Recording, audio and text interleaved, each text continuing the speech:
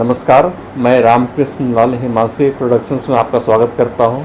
My story series में अपनी story बतला रहे हैं आर्टिस्ट और वॉइस ओवर आर्टिस्ट उल्लास सोले जी।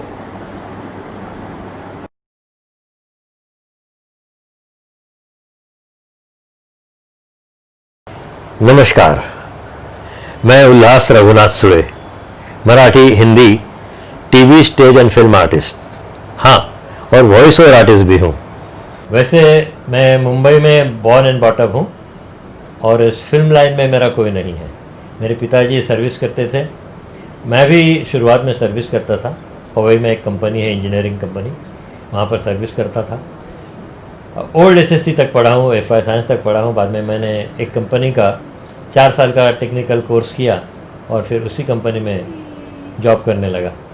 जॉब करते करते जो माहौल था, हमारे दोस्त लोग थे मराठी, तो जाहिर है कि ड्रामा के पसंद करने वाले लोग थे, तो फिर हम ड्रामा करने शुरू कर दिए। यानी कि एकांकी, मराठी में एकांकी बहुत टफ़ रहती है और उसकी कंपटीशन बहुत टफ़ रहती है। तो हमने एक ग्रुप बनाया और फिर एकांकी का कंपटीशन में हिस्सा लेने शुरू कर दिए और धीरे धीरे फिर ड्रामा की, यानी कि फुल एक्ट 3 अंक जो नाटक रहता है, फिर वो करने शुरू कर दिए। इस तरह से हम इस लाइन में आ गए। ड्रामा करते करते मैंने ड्रामा का कोर्स भी किया। मैंने एक्टिंग वर्कशॉप, जयदेव हटंगड़ी साहब, आविष्कार बहुत फेमस वर्कशॉप है एक्टिंग का, दादर में छबिलदास में उनका वर्कशॉप रहता है, तो वहाँ का मैंने वर्कशॉप किया। जयदेव हटंगड़ी साहब सिखाते थे, रोहिणी जी सिखाती थी, बहुत मज़ा आता था। नाना पाटेकर जी थे, तो उनके साथ ड्रामा का कोर्स किया, उनके अंडर काम किया। फिर 3 एक्ट ड्रामा करने लगा, प्रोफेशनल नाटक करने लगा। और वो करते करते दूरदर्शन का ज़माना आ गया। फिर दूरदर्शन में नाटक किए। दूरदर्शन में नाटक करते करते उन लोगों ने मुझे कहा कि आपकी वॉइस अच्छी है, तो क्यों ना हम आपकी वॉइस टेस्ट करें।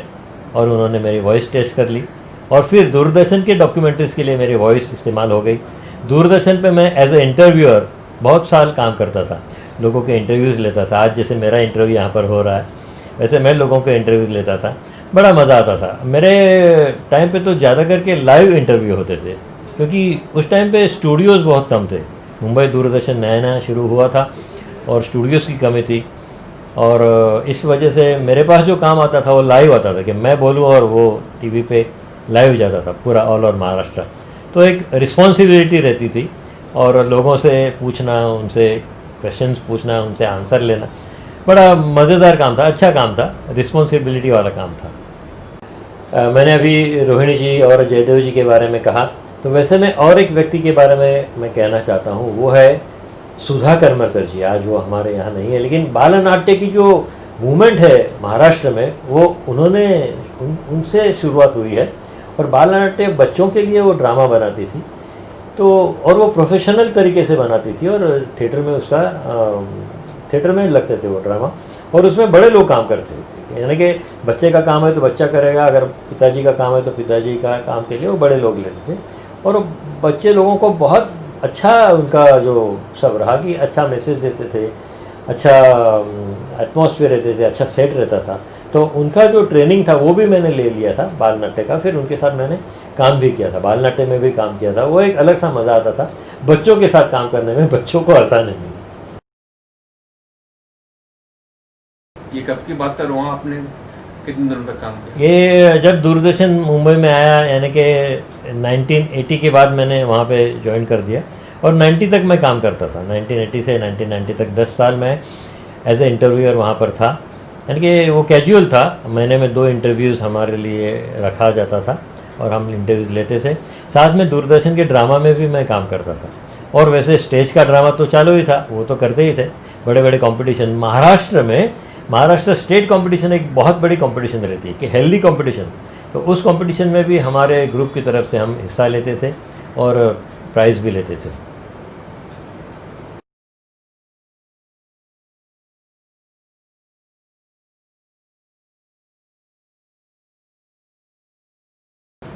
स्टेज एक्टिंग और टीवी एक्टिंग पैरेलल चल रहा था, तो टीवी एक्टिंग करते करते फिर टीवी सीरियल्स में काम करने शुरू कर दिए, क्योंकि मैं टीवी पे वैसे दिखता ही था।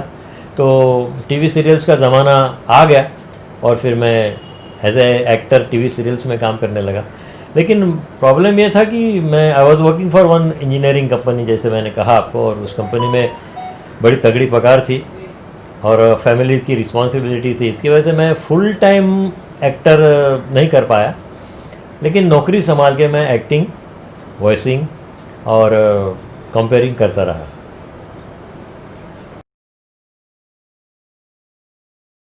इंस्पायर तो हम अमीन सयानी साहब से है, क्योंकि हम के वॉइस और आर्टिस्ट के सबके वो गुरु है, और मेरी आवाज़ भी बहुत लोग बोलते हैं कि सर से मैच करती है।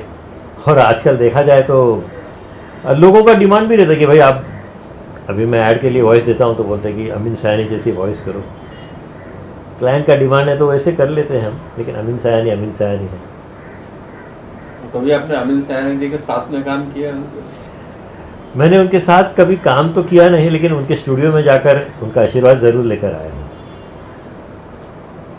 क्या रिएक्शन था उनका आपके प्रति? उन्होंने वही कहा कि आपकी आवाज़ बहुत अच्छी है, बस डिक्शन पे ध्यान दो, हिंदी डिक्शन पे ध्यान दो और थ्रो पे ध्यान दो। उन्होंने कुछ टिप्स दिए। उन्होंने कहा कि आपकी वॉइस अच्छी है, मेहनत करो, आपको यश मिलेगा। हम जो बात करते हैं नॉर्मल और जो रिकॉर्डिंग करते हैं, उसमें क्या डिफरेंस होता है? नॉर्मल बात नॉर्मल रहती है। रिकॉर्डिंग के टाइम पे थोड़ा वॉइस में हम लोग प्रेशर डालते हैं और उस टाइम में बात करते हैं हम लोग। ये किस तरह से होता है? ये नहीं, वॉइस में थोड़ा थ्रो डालना पड़ता है, थोड़ा वज़न डालना पड़ता है। वज़न डाल के हम लोग वज़नदार बात करते हैं। अभी मुझे किसी ज्वेलर के बारे में बहुत बात करनी है, तो अभी मैंने लास्ट वीक में पद्मावती ज्वेलर्स की ऐड की, तो मैं थोड़ा वॉइस में प्रेशर डाल के पद्मावती ज्वेलर्स, ज्वेलरी की दुनिया का जाना माना नाम। जी हाँ दोस्तों, पद्मावती ज्वेलर्स में आइए और अपनी मन पसंदीदा ज्वेलरी खरीदिए। इस तरह से होता है। एक वॉइस ओवर आर्टिस्ट को अपनी आवाज़ को मेंटेन रखने के लिए क्या ख्याल ध्यान रखना पड़ता है? वॉइस ओवर आर्टिस्ट को अपना आवाज़ का तो अपनी आवाज़ संभालनी है, ख्याल करना है, बस ऑयली नहीं खाना है। लेकिन again it is depend upon your throat quality. मैंने तो सुना है कि कोई लोग ठंडा पानी पी के भी रिकॉर्डिंग करते हैं, कोई लोगों को नहीं जमता है। तो अपने आप को जैसे अपने हेल्थ का ख्याल रखो, इस तरह से अपने वॉइस का ख्याल रखो और अपना काम कर लो।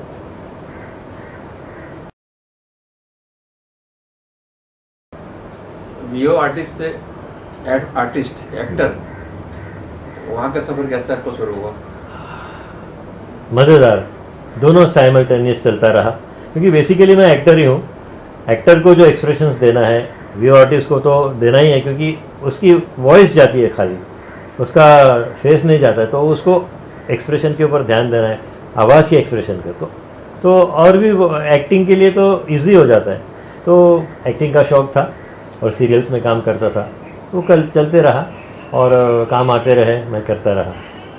ये सब काम करते करते मैं नौकरी संभाल के करता था। ये बात है कि मैं नौकरी संभाल के, मैंने तभी शांति, स्वाभिमान, जुनून, तारा, भारत की खोज, चाणक्य, श्याम बेनेगल सर के साथ भी मैंने काम किया। उन्होंने भी मुझे शाबाशी दी कि भाई अच्छा काम करते हो। नसरुद्दीन शाह साहब थे मेरे साथ, उनके साथ मेरा सीन था। तो मेरा काम चलता रहा, मैं एक्सपीरियंस लेता रहा। और फिर एक समय आया 2012 कि हमारी कंपनी में VRS स्कीम आ गया।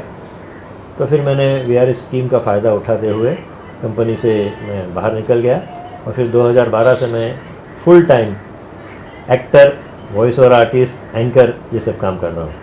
एंकरिंग का एक अलग फील्ड है, क्योंकि एंकरिंग में क्या होता है कि लोगों से 1 to 1 कन्वर्सेशन करना पड़ता है, कि लोगों को बांध के रखना पड़ता है। अभी जब मैं एक शो का एंकरिंग करता हूँ तो लोगों से इंटरेक्शन करना ज़रूरी है। तो ज़रूरी नहीं कि हर एक्टर अच्छा एंकर हो, लेकिन भगवान की दया से मुझे एंकरिंग का जो नैक है वो भी अच्छी तरह से आ गया, क्योंकि बेसिकली मैं दूरदर्शन में काफ़ी एंकरिंग कर चुका हूँ। तो एंकरिंग का जो नैक है वो मुझे अच्छी तरह से आ गया। और फिर लाइव शो के लिए, एंकरिंग के लिए मुझे बुलाया जाता है कि बड़े बड़े शोज़ रहते हैं या फिर कॉम्पिटिशन्स रहती है, कि मैराथन कॉम्पिटिशन है या फिर बॉडी बिल्डिंग कॉम्पिटिशन है, तो वहाँ पर मैं एज ए एंकर भी जाता हूँ, लाइव शो एंकर।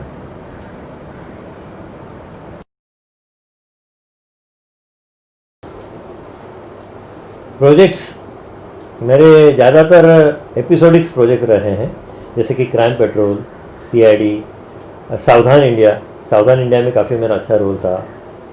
और मराठी में भी जो एपिसोडिक रोल्स रहते हैं, सीरियल्स रहती हैं, उसमें मेरा काम ज़्यादा रहा है और मुझे अच्छा भी लगता है, क्योंकि उस एपिसोड के तुम किंग रहते हैं। अभी मैं डेली सोप करता हूँ तो ज़रूरी नहीं कि मुझे अच्छा रोल मिले, कंटिन्यूटी वाला बड़ा रोल मिले, लेकिन एपिसोडिक में तो ठोक के मांगते हैं बड़ा रोल और मिल जाता है बड़ा रोल, डैडी का हो, फादर का हो या मिनिस्टर का हो, यानी कि वो स्टोरी उस बंदे के ऊपर रची हुई होती है, तो वो काम करने में बड़ा मज़ा आता है। सावधान इंडिया में मैंने काम किया था, लड़की के फादर, विक्टिम के फादर का रोल था, बहुत अच्छा स्टोरी था, इमोशनल स्टोरी था। उसी तरह से क्राइम पेट्रोल और एपिसोडिक सीरियल अभी मेरी काफ़ी चल रही है और डे टू डे भी चलती है, लेकिन वहाँ पे तो बस कभी 2 दिन कभी 4 दिन के लिए बुलाते हैं। महेश कोठारे सर के साथ मैंने एक मैथोलॉजिकल सीरियल की थी, विठू माऊली, मराठी। उसमें मेरा गुरु का कैरेक्टर था, उनको बहुत अच्छा लगा मेरा कैरेक्टर, मेरी वॉइस, बोले कि नहीं, गुरु को लिए जो वॉइस चाहिए, वो क्वालिटी, वो बोलने की स्टाइल आपकी है, तो सब ने अच्छा कहा उसके बारे में। और फिर अभी फिल्मों का दौर, तो हम लोग, हर टीवी आर्टिस्ट का वही सपना रहता है कि टीवी करते करते उसे फिल्म मिले। और मैंने यशराज फिल्म के यहाँ ऑडिशन दे दी। ऑडिशन के बाद मुझे सिलेक्ट किया गया। उनकी जो फिल्म आ रही है शमशेरा, उसमें एक पुलिस का कैरेक्टर मैं कर रहा हूँ। संजू दादा के साथ मेरा सीन है। और अभी लास्ट वीक में मेरी एक फिल्म रिलीज़ हुई, सूरज पे मंगल भारी। उसमें मेरा मनोज वाजपेयी सर के साथ एक किरदार रहा है, फादर का किरदार है। और फिल्म के शुरू में ही मेरे एक लेडी आर्टिस्ट के साथ वो सीन आ जाता है। मज़ा आता है, बड़े लोगों के साथ काम करने में मज़ा आता है। वो लोग बहुत अच्छी तरह से काम करते हैं, काम लेते हैं और मज़ा आता है काम करने में। और वैसे वेब सीरीज़ का भी काम है, पैनोरमा बहुत बड़ा प्रोडक्शन हाउस है, उनके साथ मैं काम कर चुका हूँ। बालाजी के साथ काम कर चुका हूँ। बड़े प्रोडक्शन के साथ काम करने में भी मज़ा आता है।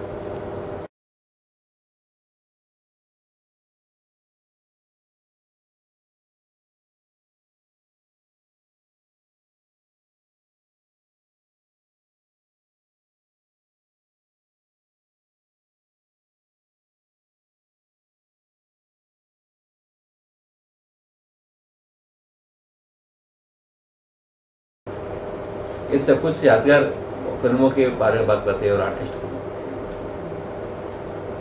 एक आने वाले प्रोजेक्ट के बारे में मुझे कहने में बड़ा गर्व हो रहा है, कि बड़ी खुशी हो रही है कि एक बहुत बड़ी फिल्म मेरे हाथ में लगी है और वो किरदार मैंने निभाया है।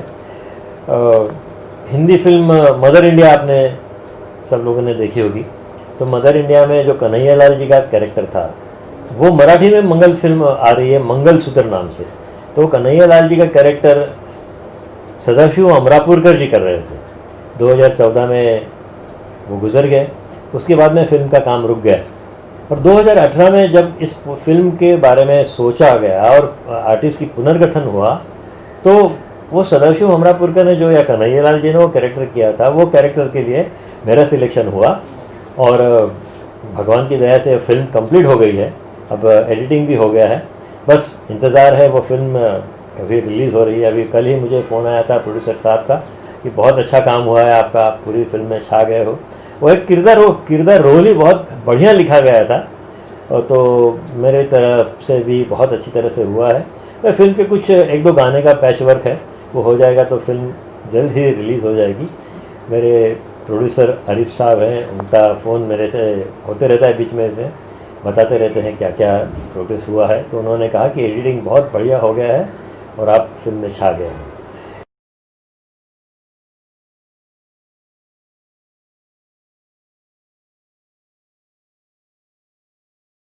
इस फिल्म से मुझे बहुत बड़ी उम्मीदें हैं कि ये फिल्म आ जाएगी तो एक अच्छा किरदार, एक विलन के रोल में मैं लोगों के सामने आ जाऊंगा।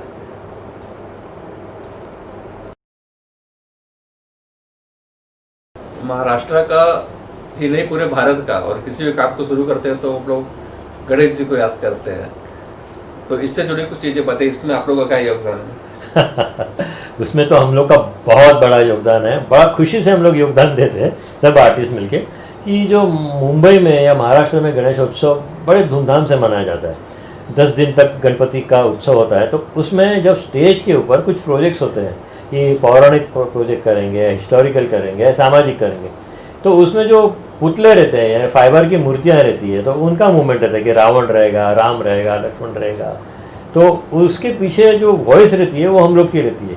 और इस टाइप के प्रोजेक्ट्स का काम मैं पिछले 20-25 साल से कर रहा हूँ।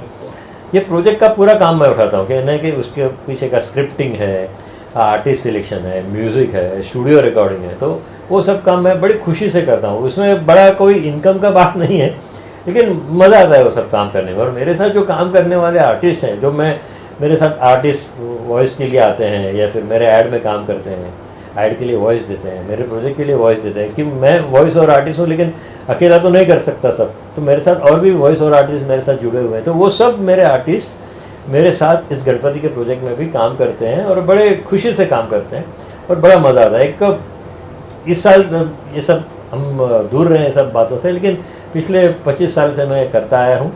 और मुंबई के कम से कम मैं कहूँ तो 60-65 के आसपास गणेश उत्सव मंडल मेरे से जुड़े हुए हैं। और ये बहुत टफ कंपटीशन भी रहती है हम लोग, क्योंकि पंडाल में जो गणेश उत्सव की जो प्रोजेक्ट्स रहते हैं आजकल तो बहुत अच्छे अच्छे प्रोजेक्ट्स करते हैं, कि पहले पौराणिक हुआ करते थे लेकिन आजकल सामाजिक है, कि सेव गर्ल चाइल्ड या सेव इलेक्ट्रिसिटी, सिर्फ फ्यूल, ये सब प्रोजेक्ट्स, ये सब सब्जेक्ट को लेके, या फिर अवेयरनेस, हाँ, यानी कि जो बच्चों के जो ड्रग्स एडिक्ट्स है, तो उसके ऊपर से लेकर बहुत से प्रोजेक्ट्स बनते हैं जो जन जागृति करते हैं। तो ऐसे प्रोजेक्ट्स में हमारी वॉइस जाती है, तो लोगों को एक विश्वास आ जाता है कि नहीं, बोलने वाले अगर कड़क हो या अच्छे हो तो वो प्रोजेक्ट बहुत इफेक्टिव हो जाता है। और ऐसे प्रोजेक्ट के लिए हम जब काम करते हैं तो ये सोशल काम हो जाता है और काम करने में बड़ा मज़ा आता है। या आपका खुद का भी कुछ अपना काम चल रहा है, कर रहे हैं आप? हाँ, अभी मैं कॉर्पोरेट फिल्म्स बनाता हूँ, डॉक्यूमेंट्रीज फिल्म बनाता हूँ, या फिर आजकल जो एनिवर्सरीज वगैरह रहती है कि 25th एनिवर्सरी, 50th एनिवर्सरी, तो इस एनिवर्सरी के लिए हम लोग फिल्म बनाते हैं। यानी कि आपसे सब इन्फॉर्मेशन लेंगे, आपकी शादी कब हुई, और मैं आपका जो 25 साल का जो काल है उसके बारे में आपसे फ़ोटोज़ लेते हैं, आपके बाइट्स लेते हैं, उसके ऊपर एक छोटी सी फिल्म बनाते हैं। यानी कि समझ लो कि आपके लाइफ का एक एपिसोड बना के देते हैं, 16 मिनट का, 20 मिनट का। तो वो बड़ा मज़ेदार काम है और लोगों को बहुत अच्छा लगता है, कि लोगों को मालूम नहीं क्या है, लोग पैसे खर्चा करने के लिए तैयार है, लेकिन एग्जैक्टली क्या है वो जब हमारे पास तैयार प्रोग्राम है वो देखते तो मालूम पड़ता है। और सब लोग फिर उस टाइप के काम के लिए हमारे पास आते हैं, और हम भी उसके बारे में ज़्यादा पैसे के बारे में न सोचते हुए क्लाइंट्स की सेटिस्फेक्शन के दृष्टि से हम लोग काम करते हैं और उनका एक अच्छा सा एपिसोड बना के देते हैं। नेगेटिव रोल में तो आंखों से खेलना होता है। के एन सिंह साहब तो आंखों से खेलते थे, मुझे भी आंखों से खेलना बहुत अच्छा लगता है। शायद मेरी आंखें, मेरी वॉइस, मेरी जो बेस है मेरा वॉइस का, तो विलन के लिए ज़्यादा फ़ायदेमंद हो सकता है। तो इसके लिए मुझे उस टाइप के रोल करने में अच्छा लगता है। और मैंने कहा कि अभी तो मराठी में मेरी एक फ़िल्म आने वाली है जिसमें मैं लीड नेगेटिव रोल कर रहा हूँ, तो शायद इन सब चीज़ों का इस्तेमाल करते हुए मैंने वो रोल किया है और इसीलिए शायद वो रोल बहुत सक्सेस होगा।